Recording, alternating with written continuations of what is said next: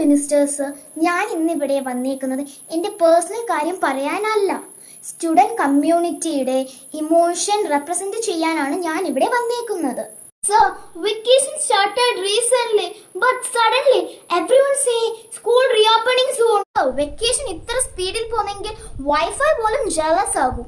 So, vacation എന്ന് കേട്ടപ്പോൾ ഞങ്ങൾ വിചാരിച്ചു relaxation, but reality, tuition, homework, relative visit and അമ്മ ഫോൺ മാറ്റിവെച്ച് പോയിരുന്ന യൂസ്ഫുൾ കാര്യങ്ങൾ ചെയ്യൂ. Students are suffering. We need rest mentally, physically, emotionally and spiritually.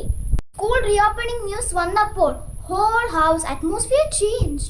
അമ്മ suddenly uniform നോക്കി ഷൂ ഫിറ്റ് ആകുന്നുണ്ടോ, ബാഗ് ക്ലീൻ ചെയ്തോ. Meanwhile school back after months of suffering, enjoying retirement life, but suddenly back to duty. And school reopening shopping is dangerous. New shoe tight, water bottle missing and haircut compulsory. So, vacation ടൈമിൽ മാത്രം family happy ആയി ഇരിക്കുന്നത്. No rush, no panic and full peace. So, students are mentally healing.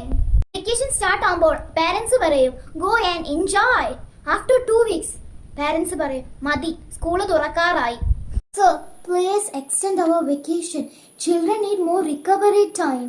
Otherwise, first day of school, students walk like prisoners returning to jail. അപ്പോൾ guys, നിങ്ങൾക്ക് എൻ്റെ video ഇഷ്ടപ്പെടുകയാണെങ്കിൽ ലൈക്കും സബ്സ്ക്രൈബും ചെയ്യണം. പിന്നെ നിങ്ങൾക്ക് വെക്കേഷൻ ഇതുപോലെ എക്സ്റ്റെൻഡ് ആവണമെങ്കിൽ എന്നെ കമന്റിലൂടെ അറിയിക്കണേ. ബൈ.